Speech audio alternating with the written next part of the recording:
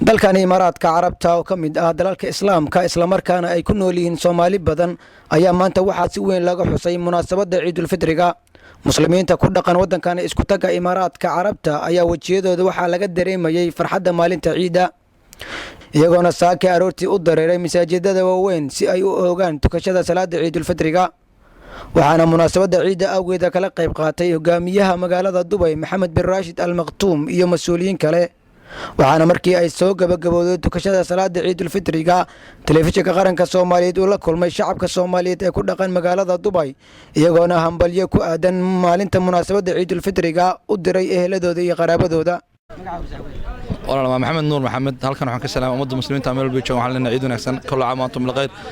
ciidan ciidada kala farxad iyo barwaaqo basho gaar insha Allah kullu caam wa antum bilkhayr anigu ah Muuse Yuusuf Cali Socdaal halkan waxaan ka salaamayaa ummadda Soomaaliyeed meel walba joogan waxaan leeyahay ciid wanaagsan qaasatan halkan waxaan ka salaamayaa hooyaday macaan kaltuum faarax ilaahay sanadkan sanadkiisa kale nabad han ugu wada gaarsiiyo dhamaan familkayga iyo asxaabtayda dhamaantoodna wada salaamaya assalaamu calaykum waraxmatullaahi wabarakaatuh ciid wanaagsan taqabbalallahu minna wa minkum saalih al-a'maal waxaan halkan ka salaamayaa ummadda Soomaaliyeed meel walba joogan waxaan salaamayaa gaar ahaan waalidiinteeda oo ah Abees Burci iyo Umar Jiilaani waxaan salaamayaa walaalahayga iyo asxaabteyda inta Facebook taqaan waxaan u rajeynayaa insha Allah in ciideeda bashbash iyo barwaaqo inay ku gaaraan assalaamu calaykum waraxmatullaah magacaygu waxa la yiraahdaa Khalifa Abdiwaab Xaaji Aadan waxaan halkan ka salaamayaa dhamaan ummadda Soomaaliyeed gaar ahaan dadka ku nool dalka Soomaaliya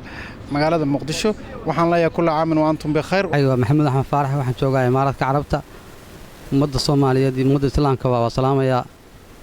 ciid wanaagsan magacaygu waa Awil Cabdi Maxamuud waxaan joogaa Imaaraadka Carabta magaalada Dubai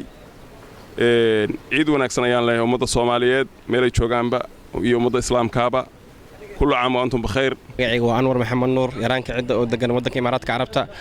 ummadda Soomaaliyeed meel kaas ay joogtaan waxaan idin leeyahay ciid mubaarak kullu caam wa antum bikhayr halkaan oo ka faa'iideystay fursadda qaaliga waxaan salaamayaa dhamaan shaqaalaha TV-ga qaranka Soomaaliyeed waxaan kaloo si qaas u salaamayaa maamadeeda qaaliga maama Suban Nuur Faarax Beelad Maxamed Nuur Warsan Maxamed Nuur Amran Aadan Maxamed Deeqa Maxamed Nuur iyo Ismaaciil Maxamed Nuur iyo Maxamed Xasan Cali oo ku soo wadanka UK dhamaantood waan salaamayaa dhamaan dadka waxaan salaamayaa muslimiinta meel kasta ay joogaan gaar ahaan waxaan salaamayaa ummadda Soomaaliyeed waxaan salaamayaa TV-ga qaranka waxaan salaamayaa TV-ga qaranka shaqaalaha TV-ga qaranka dhamaan wada salaamayaa saaxiibkii Cabdiqaadir oo naga duubaya barnaamijkan waa salaamayaa khaasatan waxaan kaloo salaamayaa maamadayda hooyaday Sahra Yaxya Booto oo joogtay magaalada Sherbi waxaan salaamayaa aabahay ciyaalkayga iyo familygayga meel kasta ay joogaan marwadayda koowaad Habboon Ibraahim Xasan iyo marwadayda labaad Faadimo Cabdiraxmaan meel kasta ay joogaan labada waa salaamayaa waxaan leeyahay kullu caam wa antum bikhayr kullu caam wa antum bikhayr waxaan halkan ka salaamayaa dhamaan shacabweynaha Soomaaliyeed meel walba iga daawanaya inta magacayga muuqayga taqaana waxaan halkan kala uga faa'iideysanayaa hooyaday macaan aabahay Cali Aadan Xuseen iyo hooyaday Luul Maxamuud Jaamac iyo dhamaan walaalahay waxaan kaloo halkan ka salaamayaa Cabdiqaadir Axmed Sheekh iyo TV-ga qaranka Jamhuuriyadda Soomaaliyeed assalaamu calaykum waraxmatullaahi wabarakaatuh magacaygu waa Xasan Cabdiraxmaan Cabdullaahi Xasan Batis maanta waa maalin farxadeed waa maalin ciid ah waxaan leeyahay ummadda Soomaaliyeed dhammaantood gabi ahaan meel walba ay joogaan ciid wanaagsan waxaan si gooni ah oo jaaniskan ka faa'iideysanahay u salaamayaa saaxiibkay Anwar Maxamed Nuur walaalkay Bashiir Cabdiraxmaan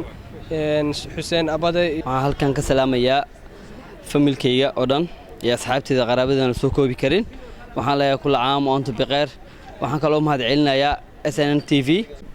bismillaahi raxmaani raxiim ciid wanaagsan ayaa leeyahay ummadda Soomaaliyeed meel walba ay joogaan gaar ahaan waxaan salaamayaa dhalinyarada reer Dubai ciid wanaagsan bismillaahi raxmaani raxiim ciid mubaarak waxaan halkan ka salaamayaa guud ahaan shacbiga Soomaaliyeed meel kasta oo ay joogaan waxaan leeyahay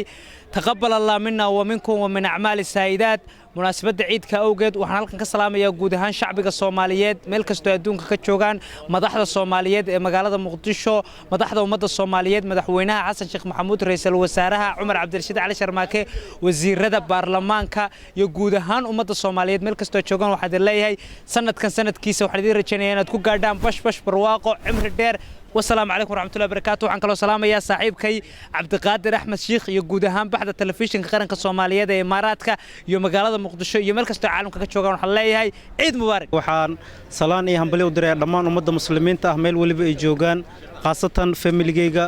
أبهي شريف علي أحمد هوي ذي حاو محمد إبراهيم ولا الذي حاسس كودا بهذا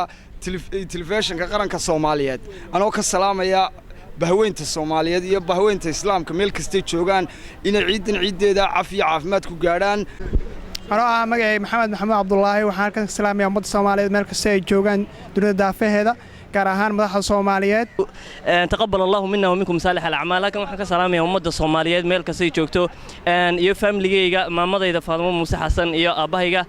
Maxamed Axmed Nuur Axmed Dubbe iyo wixii maqalkayga muuqigaba taqaana. Cabduqaadir Axmed Sheekh raadiyaha telefishinka qaranka Soomaaliyeed magaalada Dubai.